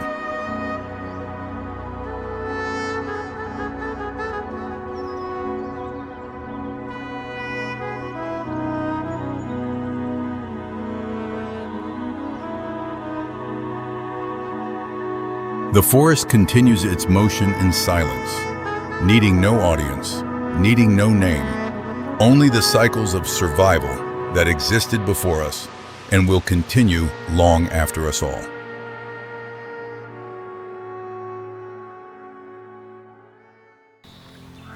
In the papyrus swamps of Uganda, a shadow nearly 1.5 meters tall stands motionless in shallow water. Amber eyes looking straight ahead, the enormous beak curving downward as though smiling. That is the shoebill. With a wingspan of more than 2.5 meters and a face that seems to have stepped out of prehistoric times, it is one of the strangest birds in Africa. Suddenly, the two edges of the beak slam together. A sharp, dry crack echoes across the swamp like wood striking wood, the distinctive sound of this species. Then everything sinks back into silence. The shoebill almost never moves, but its eyes continue tracking every small ripple spreading out through the reeds. Beneath the black mud is the African lungfish, one of the most ancient fish species still in existence. Though it lives underwater, it must periodically surface to breathe. That is the weakness the shoebill exploits. Air bubbles rising from the bottom mud reveal where the lungfish is hiding, and the shoebill only needs to stand and wait at exactly that spot. 10 minutes, then half an hour pass. It does not stir. In this hunt, what determines success is not speed, but absolute patience. But the swamp has never truly been still.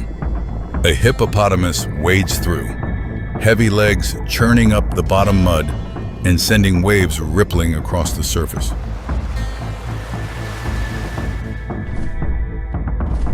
The shoebill immediately adjusts position behind it.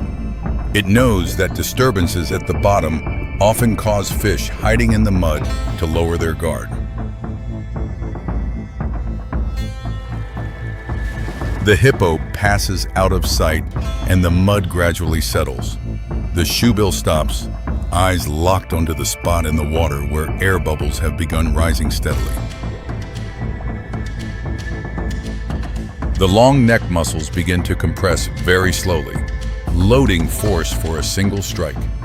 Yet the expression on its face does not change at all, still blank, still unhurried. Then the lungfish pushes its head up and opens its mouth to gulp air. At that exact moment, the shoebill drops its entire body forward, head, neck, and body driving down like a falling hammer. The lungfish still thrashes violently inside the shoe-shaped beak, but the hook at the tip of the bill holds it in place.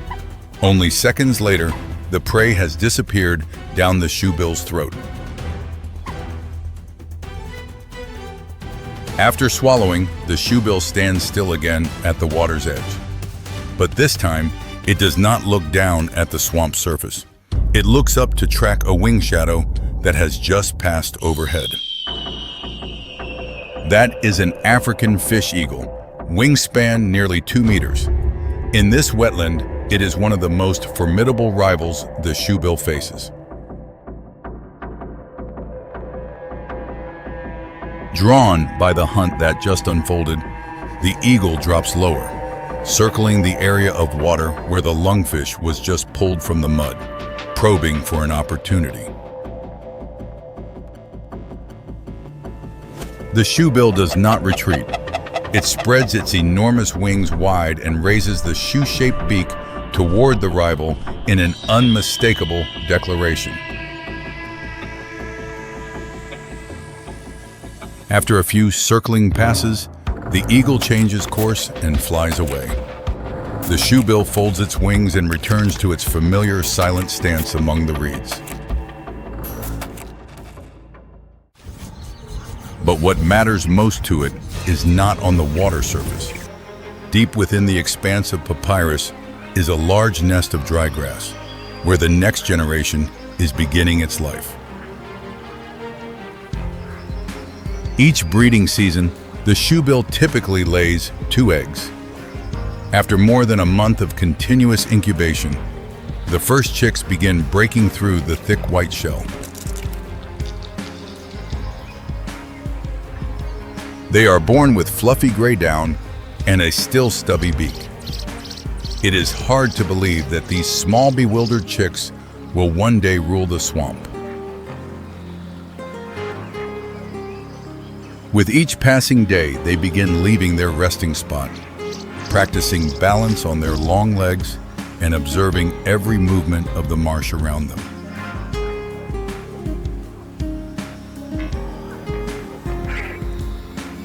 But the swamp does not provide enough food for both to grow. When the beaks begin to harden, the competition between the 2 siblings also begins. Very quickly, the larger one starts to gain the advantage. It always appears first whenever the parents bring fish back, and gradually pushes the younger one toward the edge of the nest. In the end, most nests are left with only 1 chick.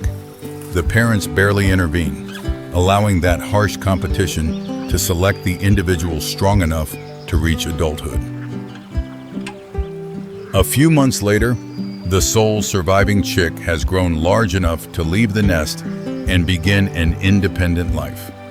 The gray down has given way to adult plumage, and the shoe beak hardening steadily with time.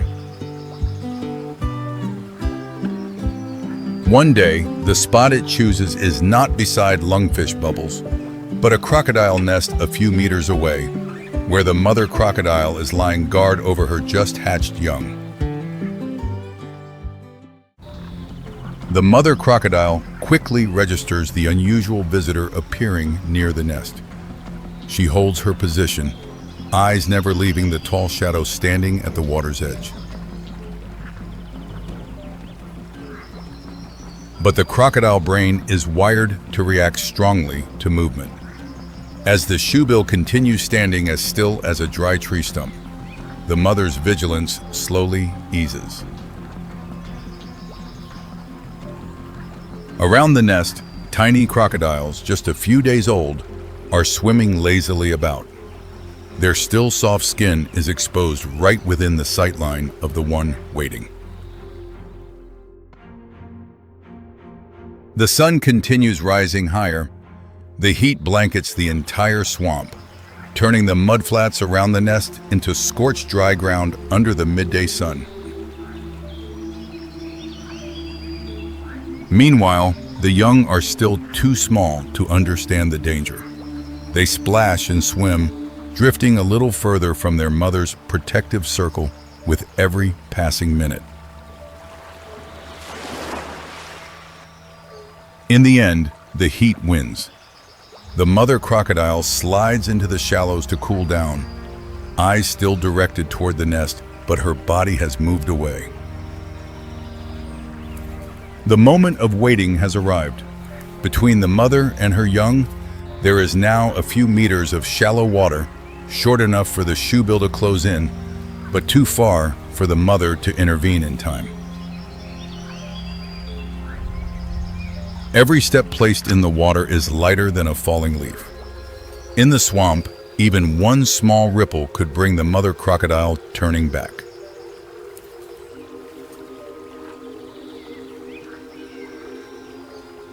The long neck suddenly bends downward. The shoe-shaped beak drives forward so fast that the naked eye can barely register it.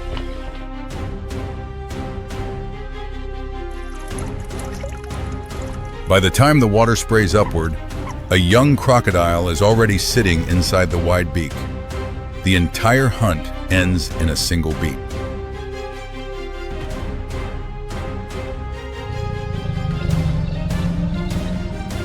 Even the faint sound is enough to make the mother crocodile turn her head. She drives toward the nest, but everything is already too late.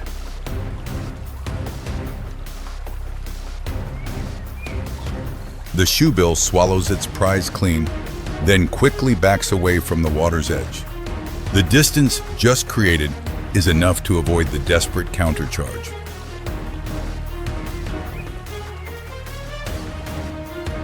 Returning to the nest, the mother crocodile releases deep, low calls.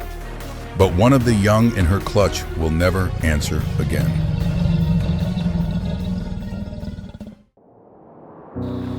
The shoebill stops at another shallow stretch of water and stands still once more. That composure reveals no trace at all of the hunt that just took place. The face is unchanged. Round eyes, curved beak, and an expression so blank it is almost comical. It is hard to believe it just took a life.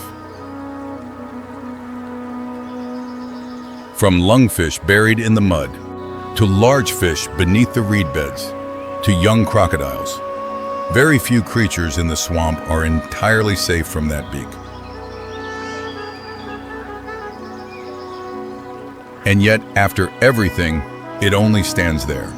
No roar of dominance, no fierce chase, just a motionless shadow in the middle of the endless papyrus sea.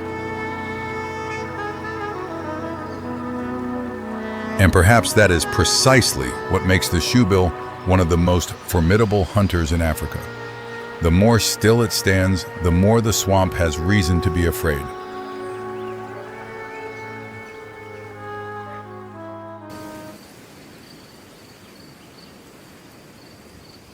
Three months without a single drop of rain.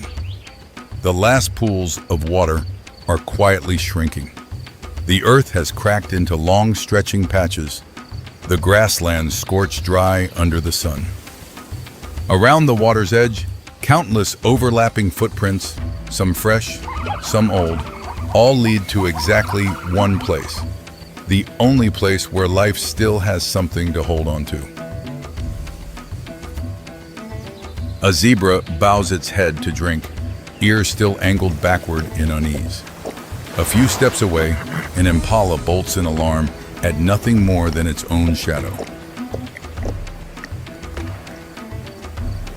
The entire group drinks in a state of anxious fear, one drinking quickly, then yielding to the next, none daring to linger a moment longer than necessary beside the water. At midday, a buffalo herd moves in, dunking their heads and drinking greedily in deep mouthfuls. Dozens of individuals weighing nearly a ton, each pressed together like a black wall. Behind a sandy rise, a lioness presses flat to the ground, patiently tracking the herd, eyes settling on one individual drifting to the edge. In the midday heat, she has enough strength for only one lunge. The buffalo at the edge suddenly raises its head, muzzle lifted to scent the air, some instinct warning of something wrong. But the wind carries the predator's scent in another direction. Reassured, it lowers its head and drinks again. The grass erupts. The lioness launches out, four legs tearing through the scorched grass beneath her body. 30 meters vanish in almost an instant. The buffalo at the edge has barely lifted its head when the strike arrives. Both crash down to the water's edge, mud and water spraying up as the jaws lock tight around the throat. The buffalo surges violently upward. A body weighing nearly a ton swings from side to side again and again, dragging both hunter and prey, carving deep furrows through the soft mud. A bellow carries across the air. Dozens of heads rise at once, but this time, the buffalo herd does not run. Instead, everyone turns to face the same direction.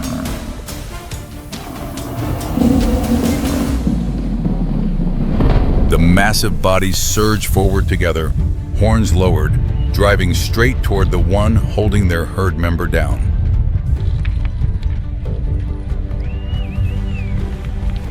The first impact strikes the flank, sending the lioness lurching sideways. Under the pressure of the entire herd, she is forced to release the prey and retreat quickly.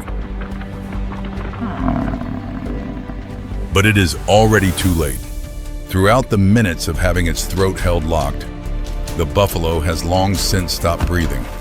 It tries to raise its head once, manages one effort, then falls completely still. The herd surrounds their fallen companion, pushing their muzzles against the unresponsive body. Then one by one, each slowly moves away, leaving the carcass at the water's edge. The lioness waits for the herd to disappear entirely, then returns to the carcass. Also, in that dry season, as prey grows increasingly scarce, another hunter is forced to take greater risks than ever before. Across the arid land, a herd of impala follows a trail in single file searching for grass. In a patch of brush, a spotted body lies pressed to the ground, so still that not a single blade of grass moves. Then the smallest impala stops beside a patch of young grass at the trail's edge. Just a few bites, and its steps have already fallen behind the herd by a distance. The brush explodes. The spotted body launches like a spring, crossing the ground in just a few strides, then crashes into the prey. The herd turns back just as the pinning blow has already landed. The impala herd scatters in a thunder of hooves, but in the middle of that panic, one mother turns back, driving straight toward the spot where her calf is pinned beneath the claws. Far smaller than the leopard, she still drives herself in recklessly, ramming forward, then dodging away, trying to pull the enemy off her young. But those jaws do not loosen for a single second. Knowing it cannot hold the prey on the ground for long, the leopard clamps its kill and climbs quickly into the nearest acacia fork. Only at height is the meal safe from lions and hyenas. Below the trunk, the mother stands looking up for a long time. Her calf is draped across a high branch, beyond the reach of any jump she could make. Out in the scorched grassland, the leopard's ambush has already faded into the past. At the water's edge, the buffalo carcass still lies there, and the scent of blood on the wind carries further with every moment.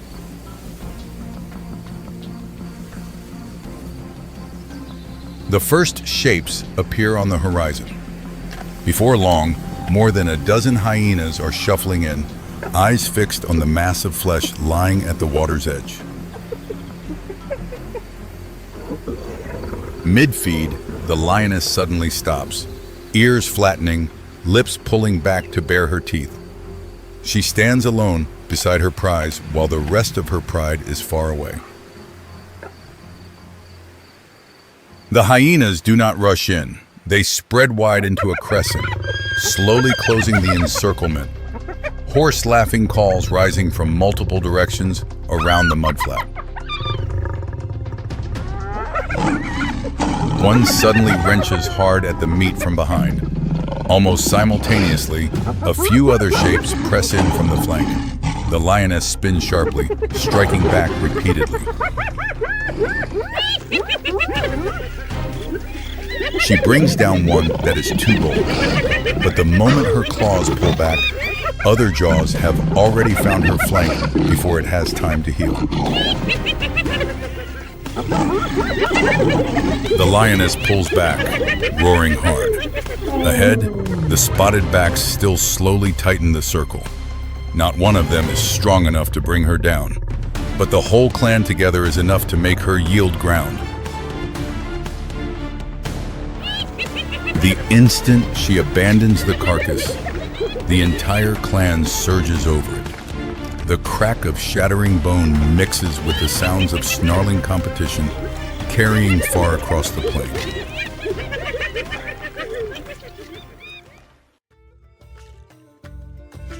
And elsewhere, the drought itself has pushed thousands of hooves down toward the river, cutting across the migration route.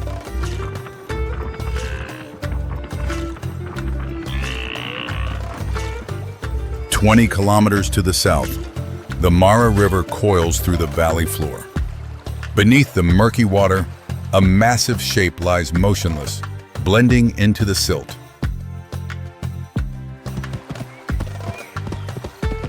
On the bank, thousands of zebras pack the steep slope. On the other side is the green grassland they dream of. But between them and that land is a current hiding dangers at every depth. Mixed into the sea of black and white stripes, a pregnant mare is pushed to the very edge. Belly heavy, legs trembling, she tries to pull back in fear, but behind her, the entire herd keeps pressing urgently forward. Then the bank breaks open. The one in front slips and falls, pulling hundreds more cascading after it. The whole stretch of river boils with churning, striped bodies and terrified cries. That is exactly what was waited for. The enormous tail at the river bottom drives one beat, launching the jaws upward, clamping onto a horse's lower leg and dragging it straight down. Almost simultaneously, the surface explodes a few meters away. Then another snap rings out downstream. It becomes clear that beneath the murky water, there was never only one waiting. The mare drives into the middle of the chaos. Her heavy body pulls her down, falling to the back of the herd, and after only a few kicks, she is alone in the deepest section of the river. A wake of parting water drives toward her. The jaws open wide at her side. She twists aside. The jaws snap onto empty water, grazing the belly where new life is growing. Before she can recover, the crocodile circles back, biting from behind and locking onto one leg. The mare bellows out, thrashing desperately, the water around her frothing red. In desperation, she drives every last ounce of her body into one final kick. The hoof lands directly into the attacker's eye. The crocodile flinches, the jaws loosen slightly, and the leg just manages to pull free. The herd has already moved away toward the southern grassland. She stands at the bank for a few more beats, water running in streams from her soaked coat, then quietly follows the trail of the herd.